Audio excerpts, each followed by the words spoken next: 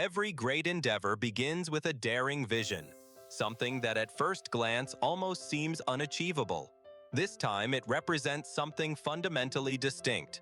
Not a restoration, not a refinement or a modification, but a jet ski engineered entirely from scratch.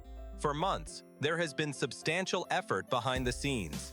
Research, drafting, evaluating concepts, and methodically resolving all the intricate details required to genuinely make it work.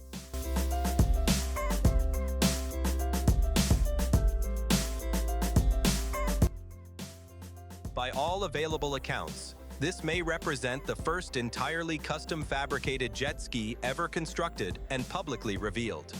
And while the engineering alone was already a considerable challenge, what genuinely consumed the most time was the design aspect of it.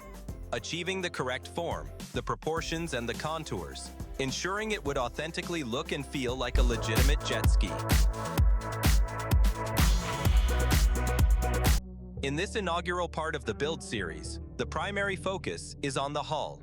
For the joints, a polyurethane adhesive is applied. It expands marginally as it cures, which assists in filling any minor gaps and creates an exceptionally strong bond. Ensuring these connections are precise is essential since that's where the majority of the structural strength comes from.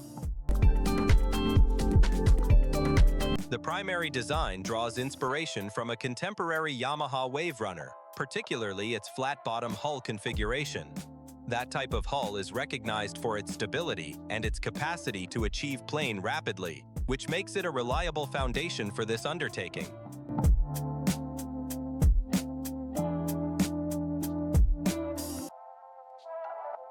Next are the ribbons, the components that define the smooth curvature of the hull. They essentially illustrate how the final form will transition from bow to stern, providing a clear reference for the overall lines. They are installed on both sides simultaneously, so the pressure remains evenly distributed.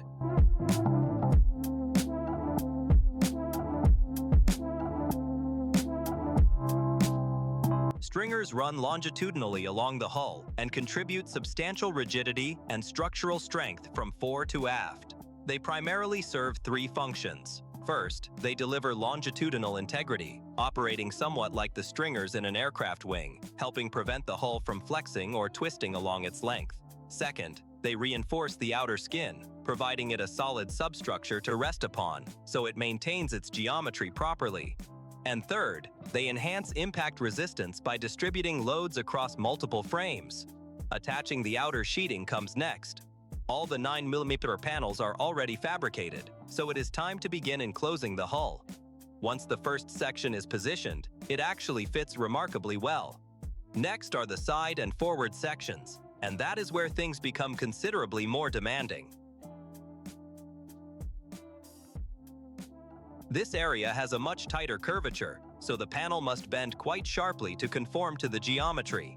After considerable effort, it finally settles into position. The forward edge is quite pronounced, but it has managed to seat properly against the frame. The hull is already beginning to take form. Now it is on to the remainder.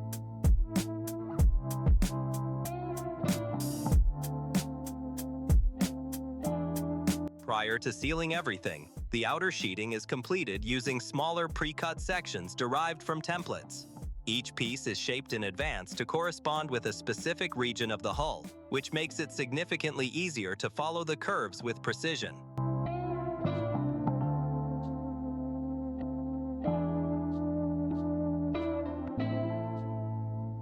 Rather than forcing large panels into position, these smaller sections naturally conform to their designated areas, particularly around tighter bends and more complex geometry. It requires somewhat more time to prepare all the pieces, but it maintains a clean and consistent form and avoids placing excessive stress on the material while bending it into position.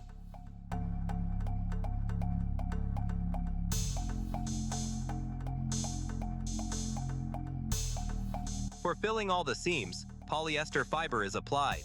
It not only bridges the gaps, but also contributes substantial strength to those joints. Simultaneously, it assists in smoothing out any minor surface irregularities.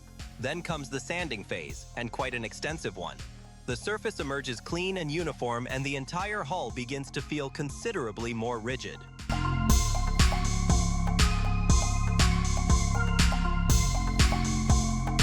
The builder lays the fiberglass cloth over the hull surface. Polyester resin is then rolled on, saturating the cloth and bonding it to the underlying timber. As the resin spreads, the fiberglass becomes transparent and begins conforming to every contour. Once cured, it establishes a solid outer shell, adding substantial strength and sealing the hull simultaneously. The stabilization strips are secured along the base of the hull, and they serve a critically important role. At elevated speeds, they help maintain craft stability and also regulate the water flow underneath. Rather than dispersing outward to the sides, it remains more controlled when the hull is on plane. They are then fiberglassed, and the entire hull is finished with a coat of marine-grade paint.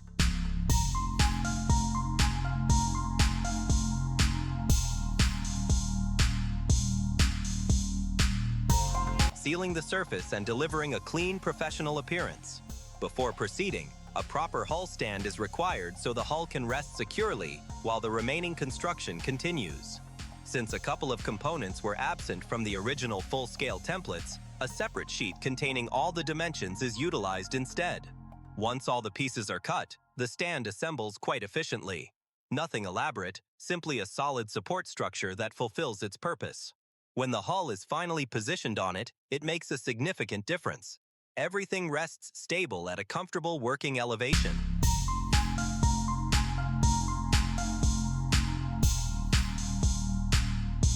Now the initial step is to fabricate the outer ring once again.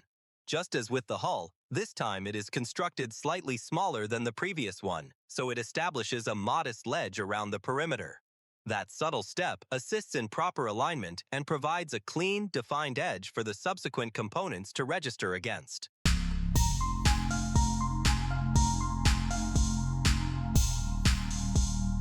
From there, everything begins assembling almost like a precision puzzle.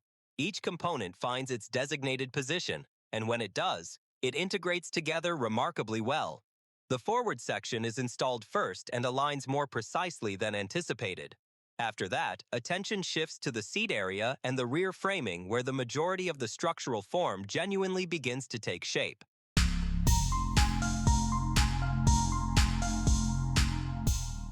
And then suddenly, it reaches completion. The complete frame stands as a unified single assembly. Everything fits without significant resistance, which feels almost too favorable at this stage.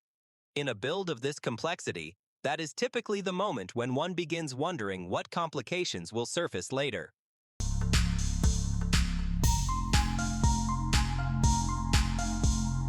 The final detail involves adding 2 support strips for the seat to rest upon. Underneath, everything is deliberately left accessible so the engine, jet drive, fuel tank, and all the critical systems remain easy to service. It is practical, yet somewhat exposed, which means there is very limited margin for error once everything becomes operational.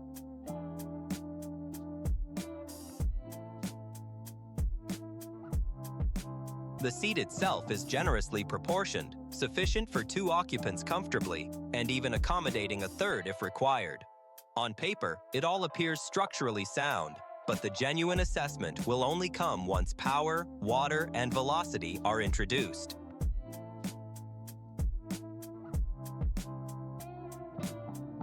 The builder commences the flooring using a 9mm sheet material.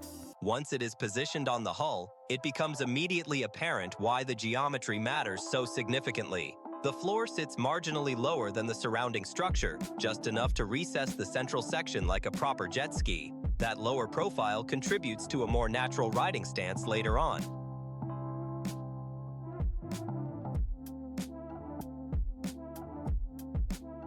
Next come 3 thinner 5mm sheets which are cut and fitted on top. These conform to the hull curvature more closely, bending into position and smoothing out the interior geometry. There are minor gaps left in several sections, but that is anticipated. They are filled with polyester fiber filler to secure everything and reinforce the joint. Sanding is essential before the subsequent step. After considerable effort, it is finally prepared for fiberglassing. The process involves methodically covering every surface repeatedly until it is properly saturated. Next comes the sanding phase, and that is where the work becomes genuinely demanding. Every minor irregularity, ridge, or uneven area suddenly becomes apparent, so each one must be carefully addressed.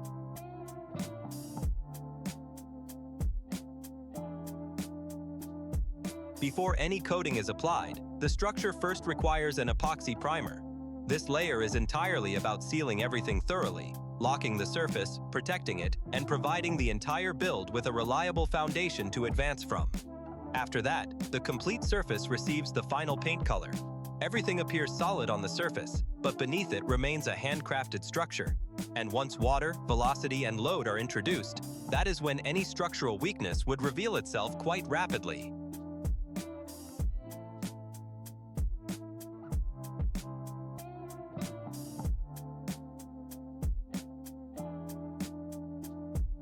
To fabricate the aluminum components, all the paper templates are first adhered onto the aluminum sheet. From there, the subsequent step is relatively straightforward. Cut everything out using a jigsaw equipped with a metal cutting blade.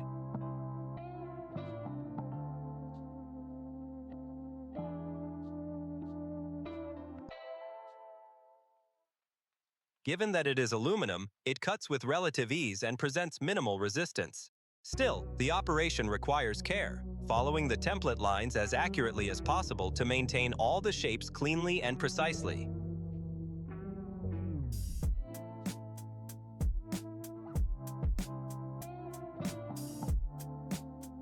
All the components are cut and refined, and now it is time to begin forming them into their final configuration. Several of these parts must be shaped into cones. One section is designated for the intake, and another forms part of the first cap, so there is considerable bending involved.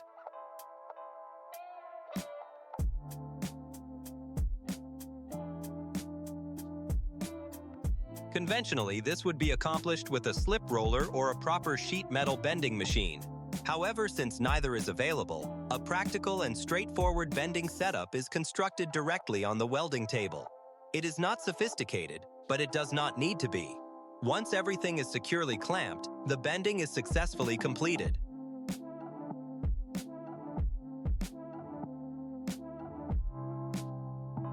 The initial component to construct is the intake.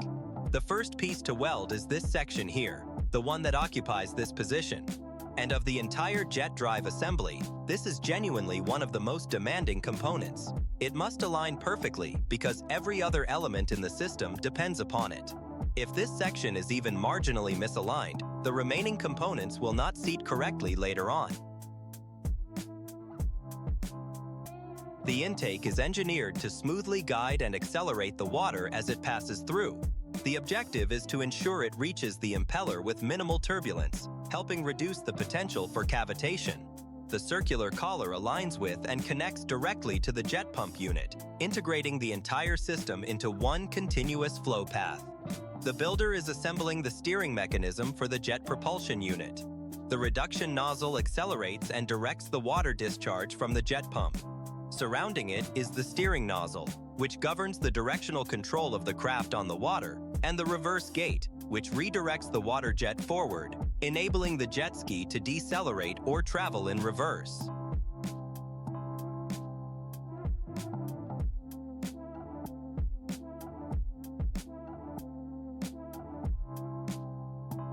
The jet pump impeller and drive shaft assembly constitutes the primary propulsion system of a jet ski. The impeller draws water in through the intake and expels it from the rear at high velocity, generating the thrust that propels the craft forward. It is housed within the pump casing, which functions as a pressurized chamber. The drive shaft connects everything together. This links the jet ski's engine directly to the impeller, maintaining the entire system's integrity.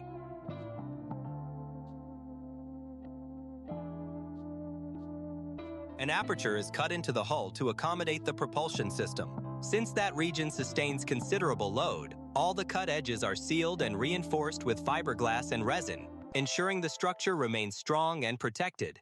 Once completed, the entire assembly is seated into position and secured using a combination of adhesive and fasteners, locking it firmly within the hull.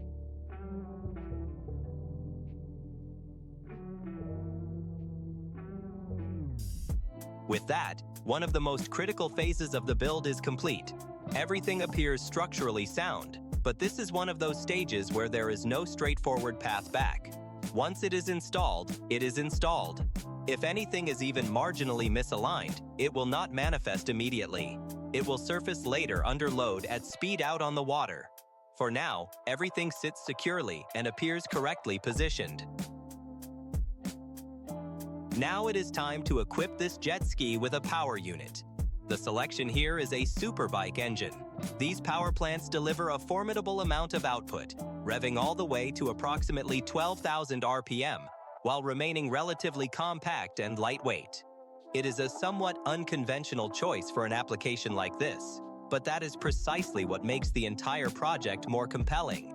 And compared to alternative options, it is still high-performing and considerably more economical. This inline engine running on carburetors should produce approximately 180 horsepower, more than sufficient to make this machine perform seriously. It incorporates a rubber dampener which assists in absorbing vibrations, but to mount everything securely, a rigid foundation is still required.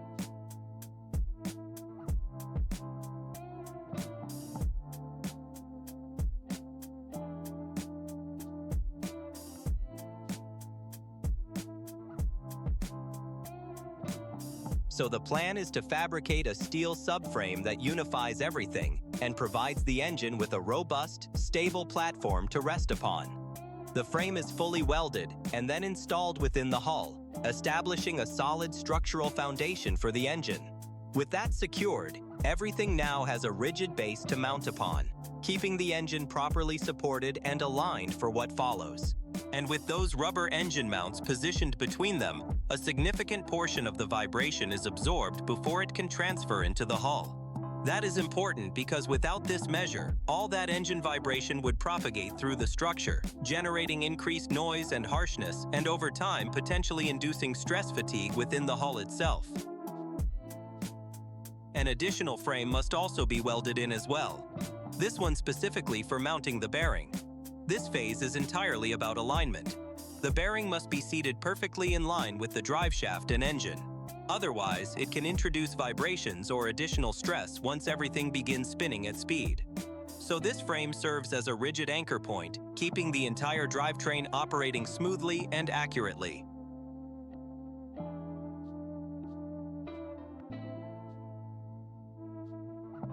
This configuration is employed to support and maintain the shaft in proper alignment. At its core is a pillow block bearing. It supports the rotating shaft while managing both radial and axial loads, keeping everything operating smoothly even under stress. That bearing is mounted onto a steel support bracket. Its function is to provide a rigid, stable base so the bearing remains precisely positioned without deflecting or shifting.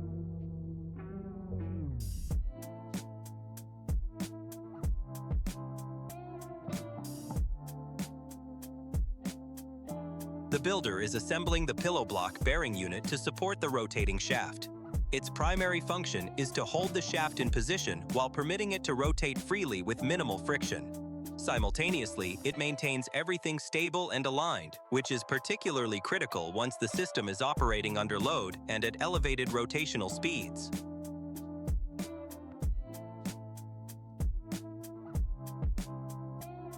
This configuration employs a belt drive system rather than a conventional chain or gearbox arrangement.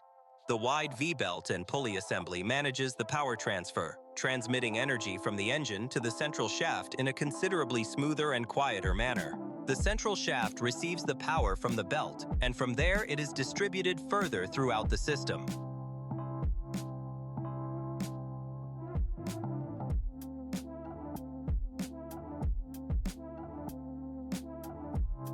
The exhaust represents where simplicity ends. The original configuration from the motorcycle simply does not suit this build, so the entire system must be rerouted to function within the hull. A custom manifold is fabricated using a 40mm tube and a series of bends. The objective is to consolidate all 4 exhaust runners and merge them into a single larger pipe. That aspect is relatively straightforward in theory, but achieving precise alignment throughout is where the complexity truly begins. For this configuration, the header is required first. The fundamental component is fairly straightforward.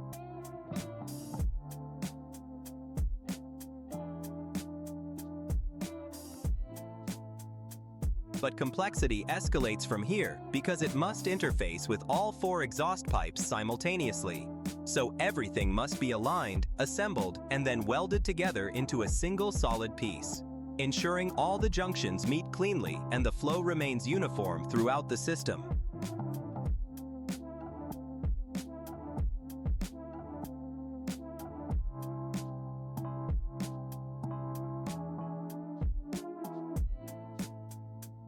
The header is fabricated from a 60mm tube. It consolidates 4 separate exhaust pipes through welded junctions, forming a smooth transition into a unified collector.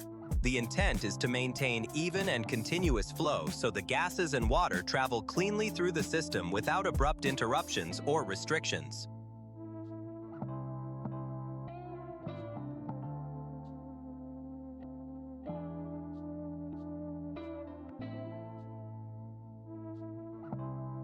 Next is the water lock system. A water box or water lock functions as both a reservoir and a muffler. It accumulates water within the chamber, which assists in cooling and attenuating the exhaust flow. From there, the exhaust does not simply exit directly.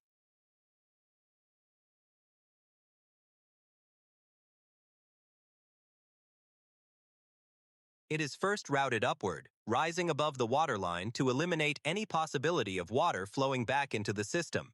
Only then does it exit from the other side safely and in a fully controlled manner.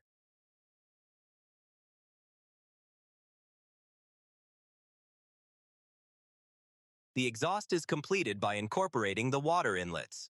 4 small tubes are connected directly to the exhaust pipe, forming a straightforward yet essential cooling circuit.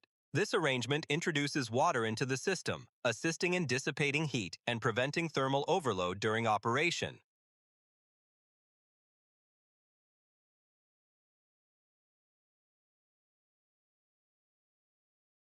A support bed is welded together from metal tubes to retain the cylinder head securely in position. It is not solely about bearing weight, it is about maintaining precise alignment under vibration and load. The cylinder head is mounted on this structure, so it must remain rigid and stable even when the engine is operating at full intensity.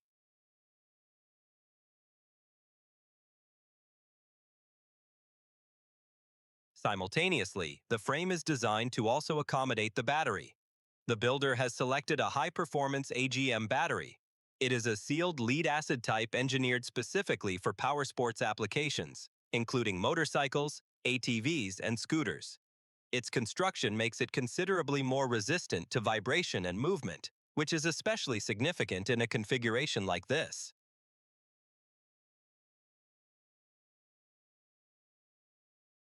The ignition coils are connected, the ignition switch is installed, the battery is wired in, and the fuel tank is integrated. Simply the fundamental components needed to initiate operation. The only remaining question is quite straightforward. Will it actually start?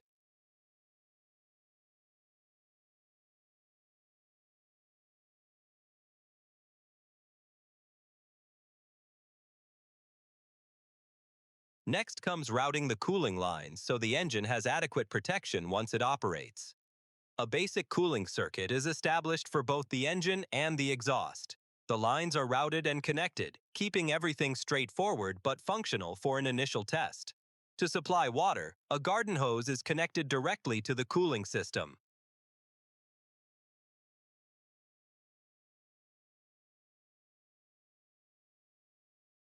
The objective here is to construct the seat frame. It begins with the basic subframe being assembled first. Then comes the curved section, which is achieved using a practical yet effective technique. Small relief cuts are made in close succession along the plywood. This alleviates the tension in the material, softens it, and enables it to bend smoothly into form rather than resisting the curvature.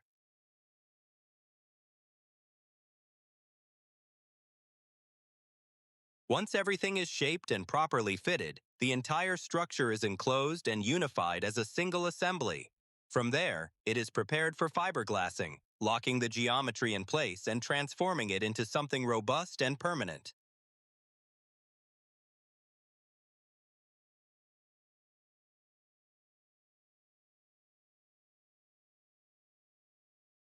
The foam is then bonded in position, providing the seat with its cushioned feel.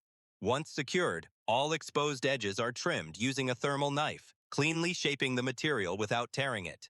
After that, everything is sanded down, edges, transitions, and the surface itself, until it all blends into a smooth, uniform form that is prepared for the final covering.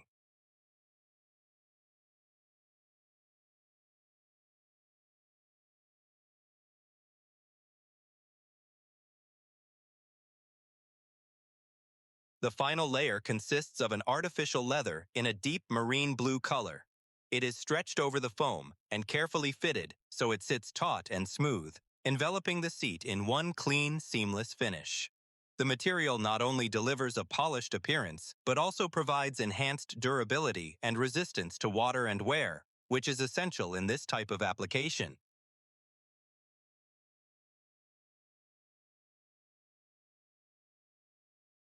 An essential component follows: establishing the control system for acceleration and reverse. The concept is to construct a lever mechanism within the cockpit so everything can be operated by hand. A tube is utilized that fits over an existing shaft inside the hull, enabling it to slide fore and aft. One end becomes the handle the rider operates, while the other end connects directly to the cable governing the reverse cap.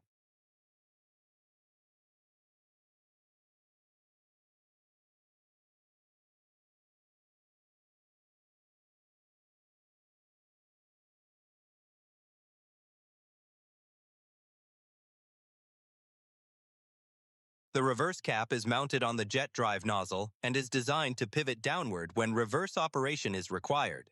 When it drops into position, it redirects the water flow forward, which decelerates the craft or propels it backward. For this to operate smoothly, a ball joint is incorporated into the mechanism, enabling free movement without binding.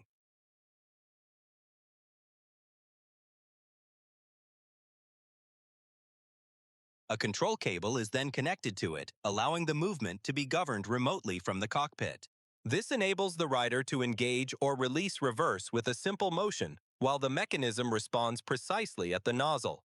As the lever moves, it applies tension to the cable, and that motion is transferred directly to the nozzle. The further it is actuated, the more the cap drops into position, redirecting the water flow and altering the direction of thrust.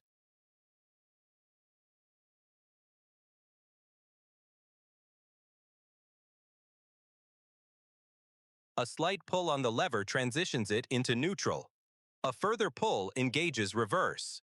That motion is transmitted through a cable which depresses the cap over the jet outlet, redirecting the water flow and altering the direction of thrust.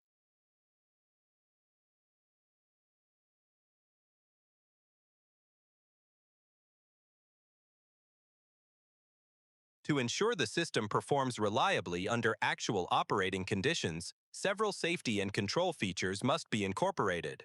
One of the fundamental additions is a return to neutral mechanism. If the control cable loses tension or fails, the system does not remain locked in reverse. Instead, the reverse cap is automatically returned to its default forward position. This guarantees the system always reverts to a safe state, even if a fault occurs.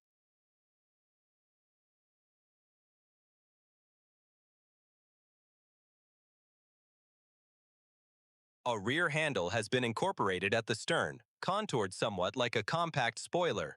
It is mounted directly into the structure, so it is not merely cosmetic. It must genuinely sustain a real load. The primary purpose is straightforward: provide a passenger with a solid grip point, particularly when the craft begins accelerating, turning, or encountering chop on the water. A cutout is then integrated for ventilation, creating airflow to assist in maintaining thermal control. To protect it, the opening is covered with a mesh screen.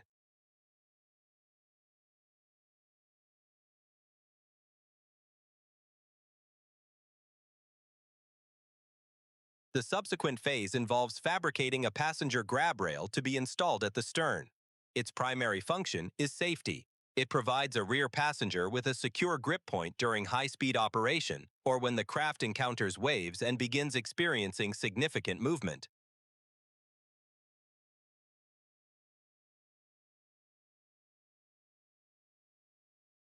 Rather than relying on the operator, the passenger has their own dedicated grip point, which makes everything feel considerably more stable and controlled. It also serves during reboarding. If someone disembarks unexpectedly or needs to climb back aboard from the water, this rail becomes a practical and dependable handhold.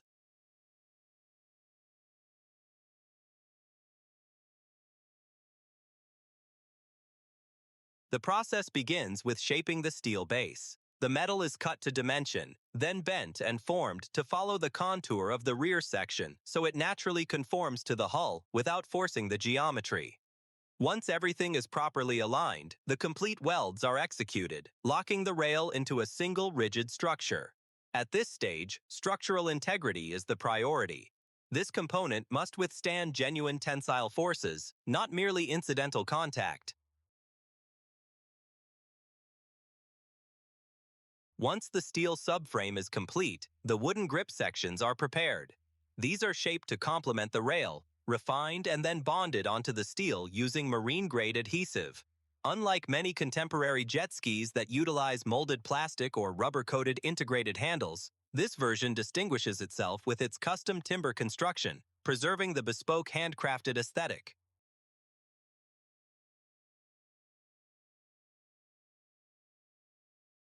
Once everything is prepared for finishing, the initial coat applied is a specialized water-resistant marine-grade paint in a rich deep blue hue.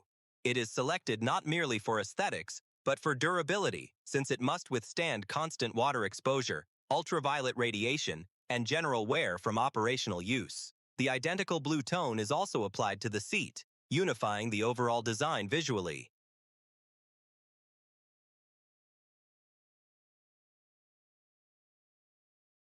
The body is finished in white, which establishes the dominant surface color.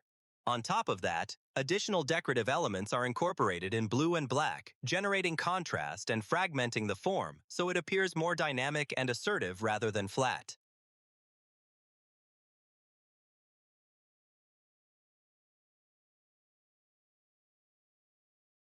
To prevent slipping on the surface, rubber mats are installed on the deck.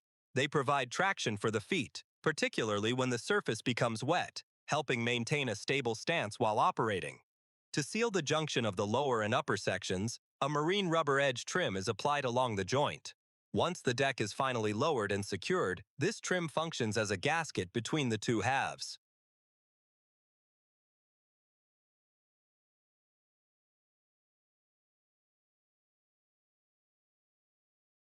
What originated as a collection of concepts, templates, and raw materials gradually transformed into something tangible. There were moments when components failed to align, when parts required reworking, and when nothing appeared as though it would come together the way it should. But that is fundamentally what defines it for what it is. And now, standing here at the conclusion, it no longer resembles individual components. It looks like a jet ski. And now there is only one final challenge remaining: the test drive.